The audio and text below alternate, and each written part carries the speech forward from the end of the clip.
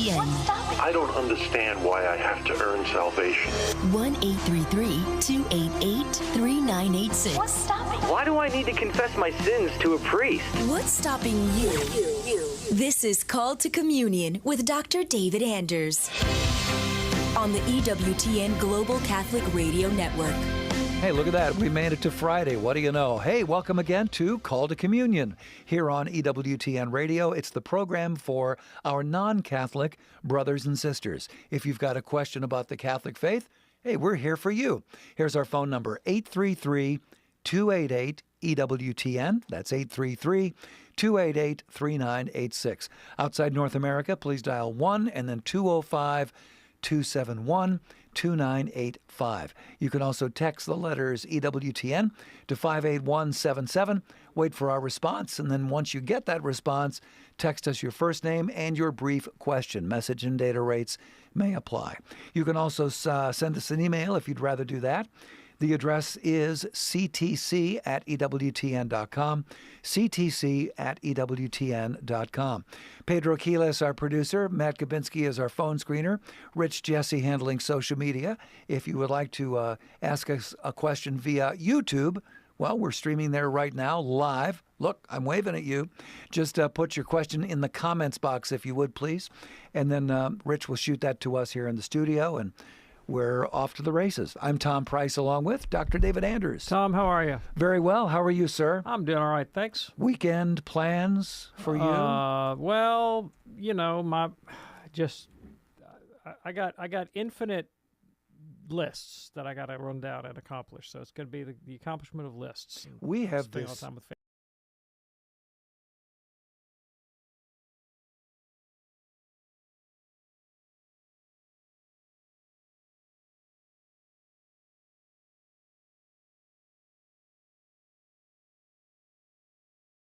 With my wife or on my own that I have to tackle. And fortunately, I'm able to.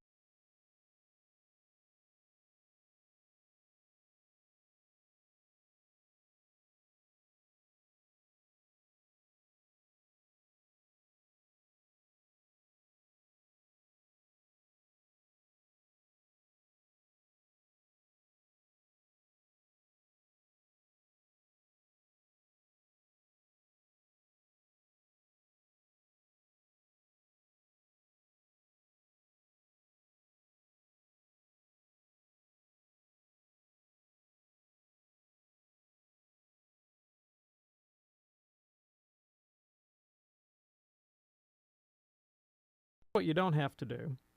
So let's say that you have a Protestant relative who dies. Yes. And their extremely anti-Catholic spouse is still alive. Mm-hmm.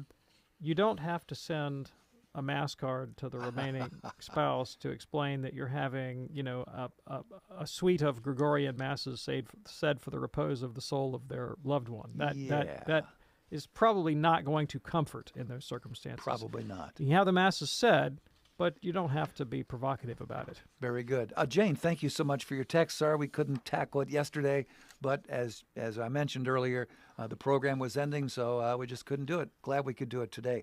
Here's a question from David, who says, Dr. Anders, during a gospel study discussion, the question was asked if we are permitted in our daily lives to say the name represented by the letters YHWH, which necessitates the introduction of vowels. A person in our group found some authority that the Congregation for Divine Worship and the Discipline of the Sacraments issued a letter in 2008 that directed the name of God in the form of the Tetragrammaton cannot be used or said in the liturgy. Rather, the translation that should be used is the word Lord. So my question remains whether or not we as Catholics are permitted to or even should say the name represented by the letters YHWH. Thank you, David. Yeah, so here it is, Vatican directives on the use of the name of God. I found it. I found it. Okay. Yeah, so the letter does not forbid Catholics ever from reading, using, or speaking the name of God in the form Yahweh, but is addressing its liturgical use. So liturgical use. liturgically, you're not to pronounce it, and I think that's probably out of sensitivity to our Jewish brothers and sisters, who don't use it and would find that offensive. Sure. David, thank you for your email. Here's one from Jaime. Why do Catholics not celebrate Hanukkah if it is in our Bible? Thank you. Love your show, Jaime. This is going to seem like a cheap answer, but because it's not a Catholic liturgical feast. Hello. I mean, so the Catholic liturgy is something that developed organically over time. And, of course, the origins of Catholic liturgy are principally in the institution of the Mass given to us by Jesus. And so the first Catholic feast, of course, is the Feast of Sunday, because Christ instituted it directly. And then very early on, Christians began to celebrate Easter annually. And we know this because in the 2nd century, there were great big stinking fights in the church about when to celebrate Easter, what date to use to celebrate Easter. And it was the Easter controversy, and it nearly split the church in the 2nd century. Really? Yeah, but the Easter, very, very early celebration in the church's history. And I'm sorry to say that among 2nd and 3rd century writers, even late 1st century writers, there was a real keen awareness of a felt need to differentiate Christian liturgical practice from Jewish liturgical practice. And in fact, the fact that Jews did something on a particular day of the week, that fact alone was almost enough to dissuade certain Christians from doing it. Right? There was a period in the church's history where it wasn't clear that Judaism and Christianity were different things. Really? Yeah. And as they became more recognizably distinct traditions, both sides were at pains to kind of differentiate themselves from one another. And Judaism developed sometimes in ways that were consciously and conscientiously anti-Christian, and Christianity developed in ways that were sometimes consciously and conscientiously anti-Jewish. And in fact, I mean, I think in the Didache, you can actually see passages that say, well, we Christians fast on this day of the week and this day of the week and this day of the week. Not like those hypocrites over there that fast on that day of the week and that day of the week and that day of the week. I mean, literally, it's that cheap, right? Wow. And so I think, I'm not sure when Jews began to celebrate Hanukkah, but it would have been post, AD. Okay. And that in the early centuries, that alone would have been enough reason for some, very anti-Jewish Christian not to do it. Jaime, thank you so much for your email. Lines are open for you right now at 833-288-EWTN for Call to Communion. As the largest religious media network in the world, EWTN has an important role in educating others about our Catholic faith and spreading the good news of salvation. We invite you to explore our numerous pages of historical faith documents, prayers, teachings, and other current issues in Catholicism today. Visit EWTN.com and click Catholicism. EWTN is the global Catholic network. The most original and exclusive Catholic content is on EWTN Radio. We talk story with each of our very unique guests for the whole hour so that you can go deep with us as you yourself pursue your own story of heroic virtue and as you pursue intimacy with God. The Bear Wozniak Adventure, Saturday night, 6 Eastern on EWTN Radio. To ask, why should I pray, is the same as asking, why should I raise my mind and heart to God, since that's what prayer is. But when stated like that, it's pretty obvious. We need to pray because God is He to whom our minds and hearts are ultimately directed. Union with Him is our ultimate destiny. Without prayer, we lose our direction to God as our ultimate end, and thus set ourselves on a path that leads back into the slavery of sin.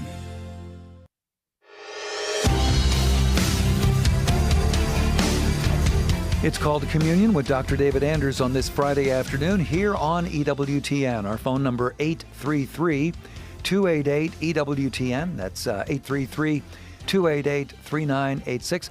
Sometimes, actually quite often, on Fridays, the phone tends to fill up rather quickly. People want to get that answer, before the weekend is here. Well, the weekend is basically here right now. So I would recommend calling early in the hour, 833-288-EWTN.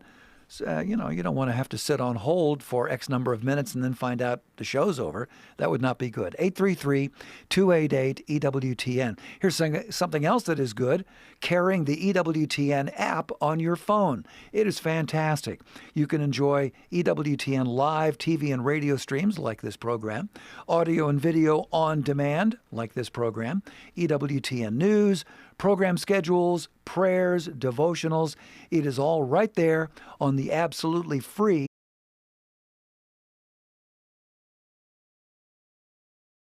other interpretation. Thanks so much for your work, David. Yeah, thanks. So I think that it is not only plausible, I think that it's likely, but we have to qualify. So there are some peculiarities to the Protestant interpretation of St. Paul that have no precedent at all in Christian tradition. In particular, the idea of imputed righteousness. And that's really where the metaphysical nub of the matter between Catholics and Protestants is, how is it that Christ's death saves us? And the Catholic position is that through the death of Christ, our moral lives are transformed, that grace comes in and changes us from the inside out so that we effectively love God and neighbor. And the Protestant position, at the end of the day, is that righteousness is imputed to you and you're accounted righteous for Jesus' sake, even if your internal moral life is not sufficiently renovated, right? So that's where the faith alone business comes in with Protestantism. And that peculiar element of the theory of justification in Protestantism is a novelty of the 16th century, and you don't find precedent for it earlier in the tradition, okay? That being said, there were readings of Paul that were antinomian, all right? Now, without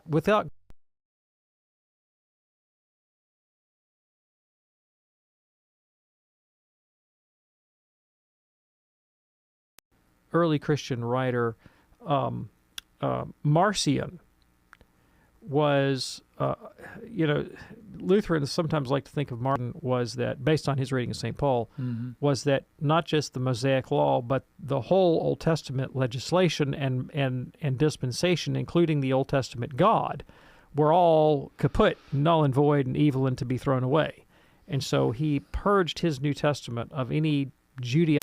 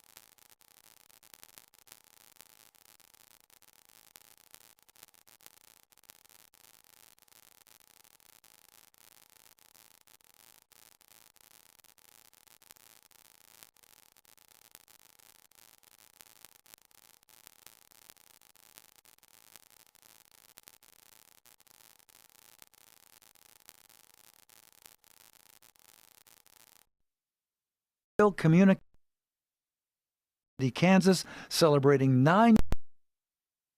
Congratulations to James Janda and everybody there at KSGC from your friends here at EWTN. All right, back to it now for Art, listening on Sacred Heart Radio in Kentucky. Hey, Art, what's on your mind today, sir? Yes, thank you guys for being on the radio. Sure. My question is, I believe the past Vatican II Council was the 20th Church Council of the Catholic Church. I was wondering if there was ever a gathering of bishops in a council or just a gathering of bishops that wanted to do something or believe something, and the Pope disagreed with them and said, I'm the Pope, we're going to do it my way. Oh, yeah. It happens all the time. And there have been councils that have met that have put out doctrinal statements that were heretical, that have gone way off the rails. There's a famous council in church history. It's called the Robber Council. Oh my! Because the bad guys ran away with it, and there's all kinds of crazy things that councils have done throughout history. Yeah, to be sure, and so that's why conciliar government by itself is not an adequate check on the protection of orthodoxy. It's a big help, but it's not enough. And of course, you can have divergent councils come to different positions on key theological issues, and you got to have some way of adjudicating that. So, modern Eastern Orthodoxy, for example, is split into 3 major branches. There's the Byzantine Orthodox, the Chalcedonian Orthodox that hold to the Council of Chalcedon. There are the Oriental Orthodox that hold to the Council of Ephesus but not Chalcedon. And then there is the Syrian Church of the East that holds to Nicaea and Constantinople, but they reject Ephesus. And all of them think that they're the Catholic Church. All of them think that they have the right list of Orthodox councils, and all of them think that the other guys have got the wrong list. And all of them point to antiquity and to conciliar authority to bolster their position. And where they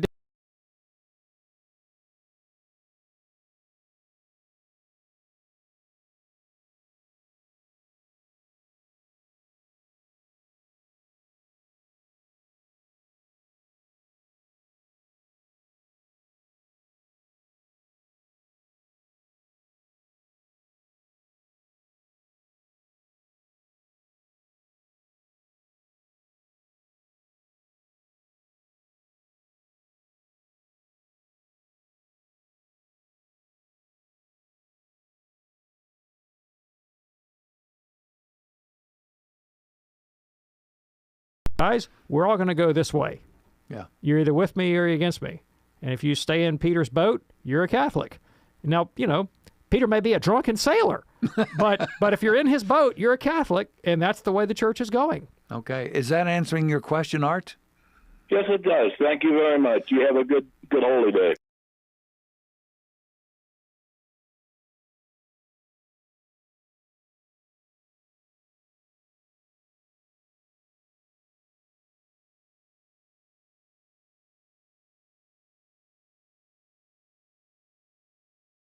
Today, sir. Thank you for taking my phone call. I wish you could answer a question I've been trying to find out for a long time. I was driving in a car, my favorite station, KONO, went off the air. So I went to FM, and I got your station today. But my question is, Jesus spoke that he changed the period of time in which Satan would return to earth, and he says he shortened the time for his very elect. Would even be confused. Who is Jesus talking about when he says his very elect? When he says that the time is cut short for the sake of the elect. So the elect are those whom God knows will be saved. That's who the elect are in Scripture. Those that God has chosen, those whom he knows will be saved. Okay. Ronald, thanks so much for your call. Church, and not a higher critic at all. He's an ancient church father from the 4th century. Said in his Confessions, the 13th book of the Confessions, that he thought the early chapters of Genesis were an allegory for the creation of the church. Now, interesting, if you read the book of Genesis, you're not going to find mention either of the character of David or of the Christian church. Right? You don't. Right. Okay. Rinsberg, who's a higher critic, thinks that there are just way too many similarities between the events and characters in Genesis and events in the Davidic monarchy to be an accident, and he thinks that this is a kind of these are royal apologists that are crafting, or maybe they're relying on ancient stories and they're shaping them in the service of support of a Davidic monarch who's have a political motive here. Kind of like the story of John and the Appleseed, or Washington not telling a lie, or chopping down the cherry tree, or whatever. They're part of the national ethos. Create a mythos to sustain an ethos. He thinks that's what's going on in the composition of Genesis. Okay, all right. But what is the church in New Testament theology but the living fulfillment of the Davidic kingdom, which is its typology? Right, because Christ is the Davidic king. Yeah. He is the heir of David. And so my point is that ancient Christian allegorical readings of the Old Testament can be shown to overlay quite easily modern higher critical readings of the ancient narrative that see in it mythological elements. And that is exactly the hermeneutic, the theory of interpretation, that Pope Benedict says we should use. So when Benedict wrote, and he wrote extensively about biblical interpretation, he said what the modern Catholic interpreter should seek to do is to integrate modern higher biblical criticism, which takes the historical question very seriously and looks at things like genre and authorship and dating, right? Take all that stuff seriously, and take seriously when the church fathers say stuff like the book of Genesis is an allegory for the creation of the church.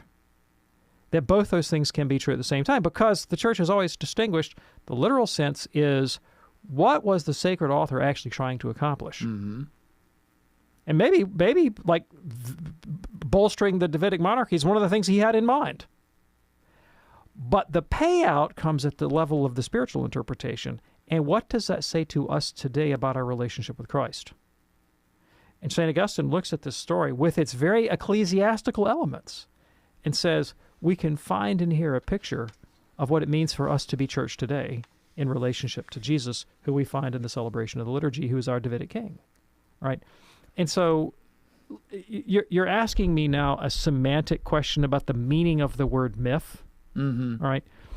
What I'm going to do instead is say, like, clearly in the first 11 chapters, there's something like an answer to the Enuma Elish. There's something like a response to the mythological creation stories of ancient Babylon.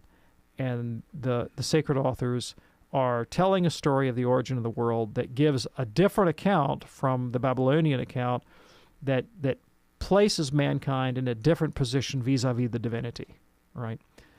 And the rest of the book also seems to be a story in service of a particular national ethos, right? Now, do you want to call that myth? I mean, fine. Maybe there's another word for it. All those things can be true, and the text can still be divinely inspired and function for us the way Catholics have always read the Bible, primarily at the spiritual level. Okay. Eugenia, thank you so much for your email. Call to communion here on EWTN. Well, the weekend is upon us, and let me tell you about one of the great weekend shows we have cooked up for you. It is Stories from the Heart with our friend Sandra McDevitt. You can hear it Sunday mornings at 9:15 a.m. Eastern on EWTN Radio right after the Sunday Mass.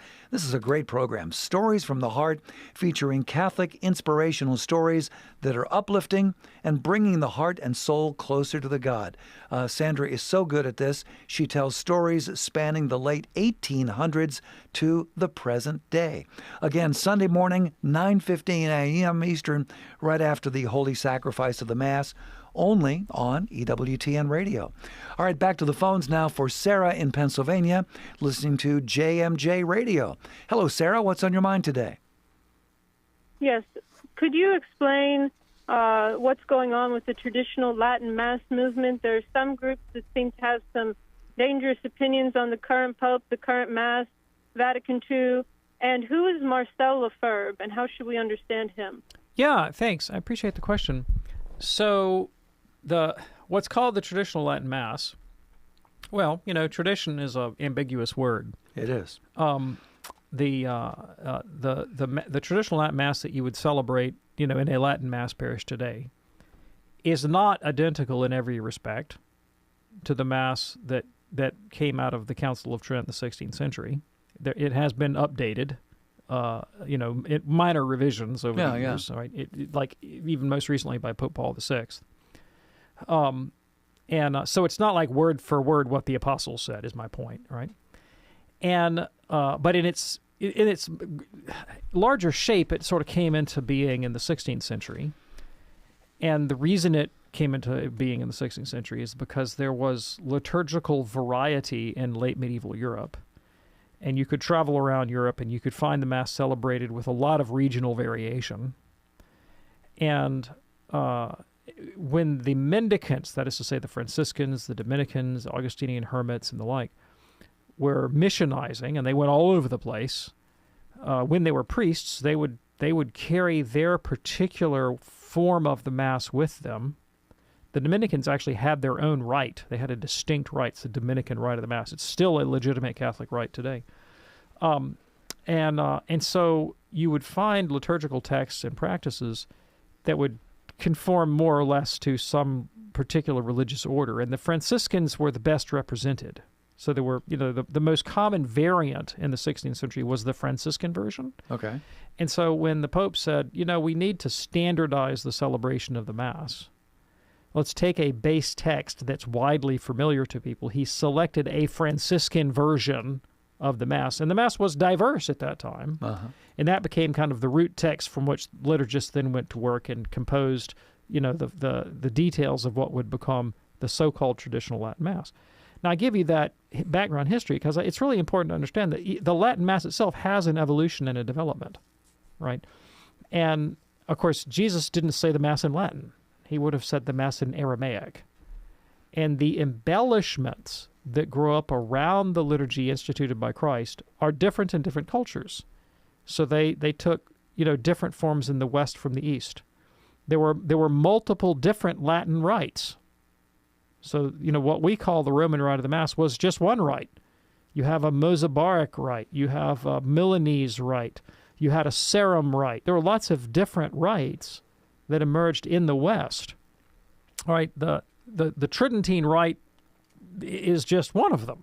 Okay. Right? So there's a diverse, and then in the East, you got Greek rites, you got Syriac rites, you got Coptic rites, you got Ethiopic rites, you got Assyrian rites, you've got Syro-Malabar rites, you have Syro-Malankar rites, you've got Russian rites. I mean, you got rites coming out your ears, right?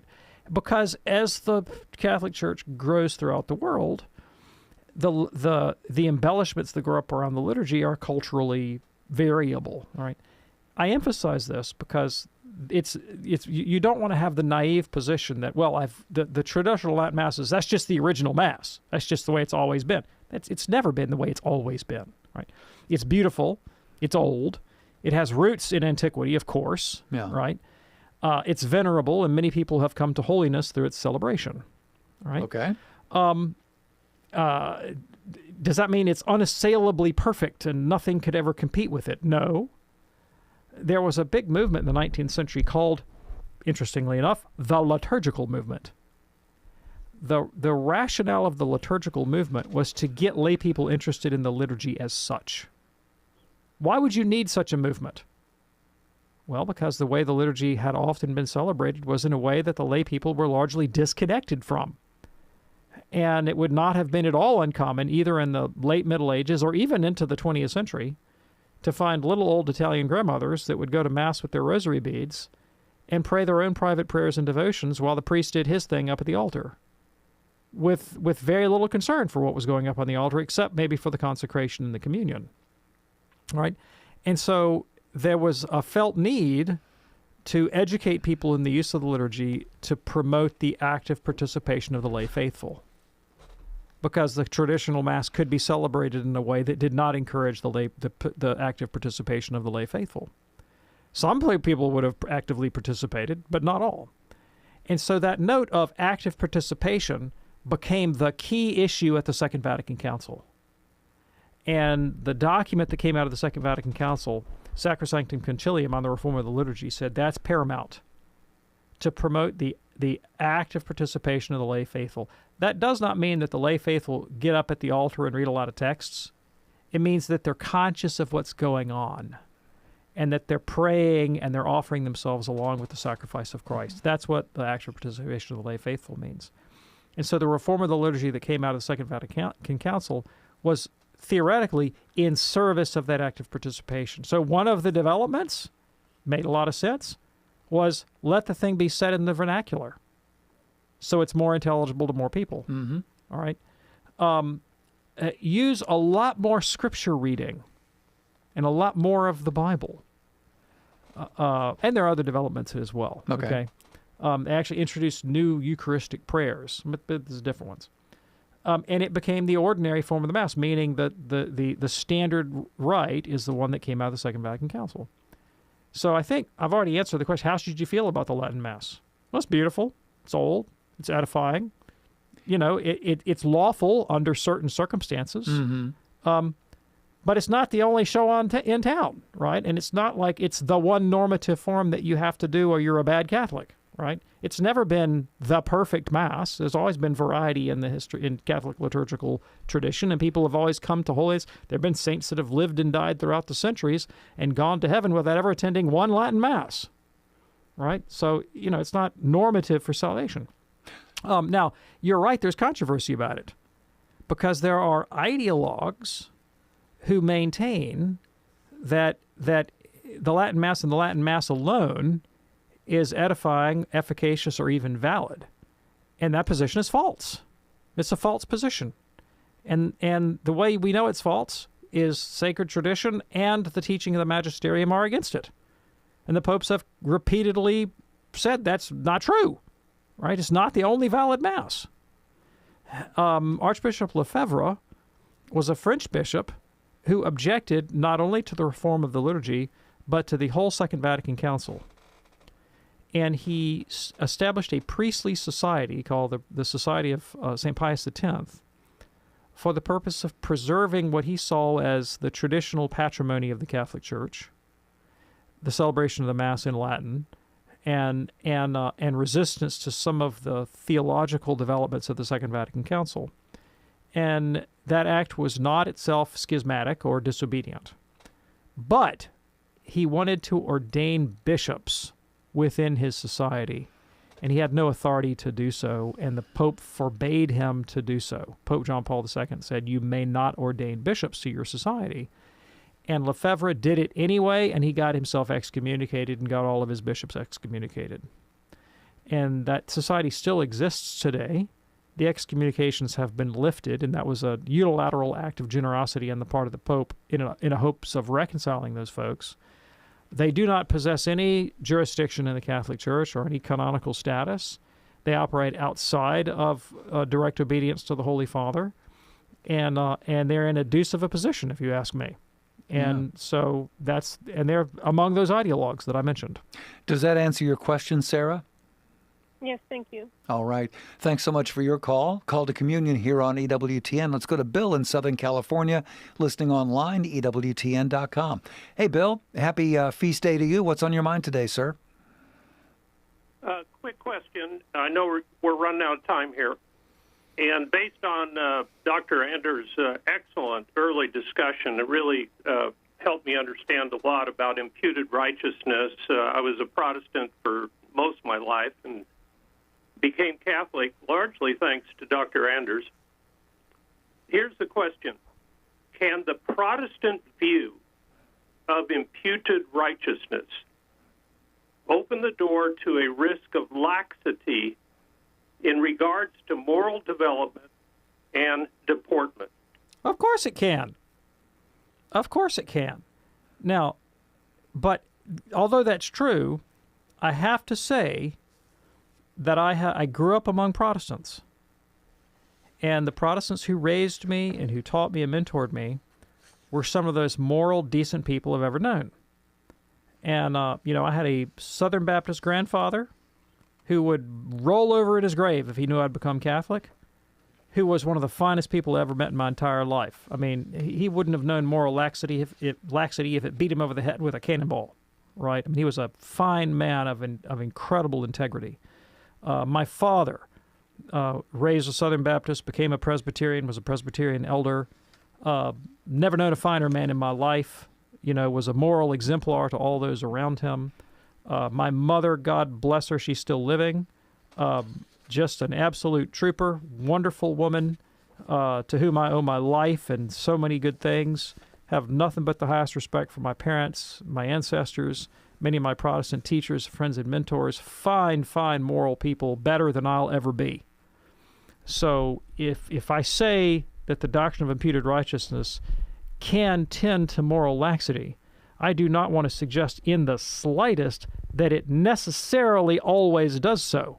Now, and a Protestant, except for some radical antinomians, most Protestants would tell you that if a Protestant used imputed righteousness to justify moral laxity, then they should call their own salvation into question. Because the justified soul in Protestant theology is also the regenerate soul, and the regenerate soul loves righteousness and hates sin.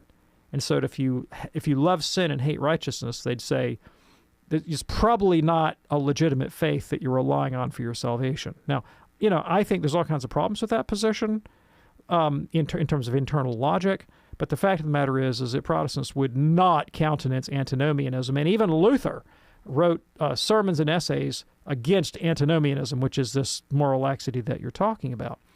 And although the Catholic Church clearly teaches that moral laxity is wrong, it is possible to make a superstitious use of the sacrament of penance to justify moral laxity, right? So there are Catholics who are morally lax and rely upon a misinterpretation of their own tradition to justify that laxity.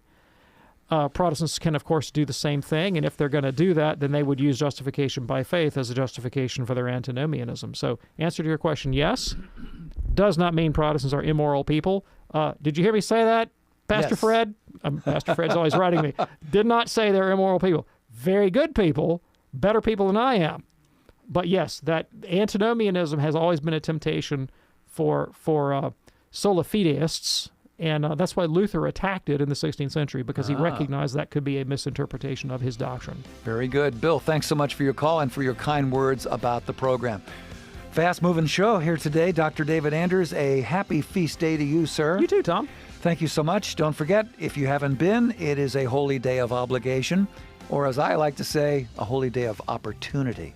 Coming up next on many of these EWTN stations, it's Open Line Friday with our friend Colin Donovan.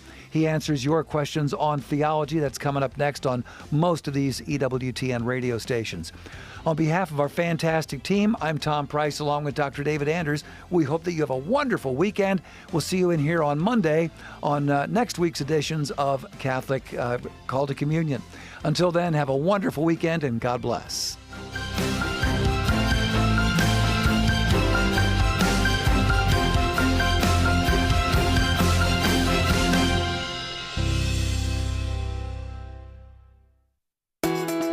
Another great podcast on EWTN Podcast Central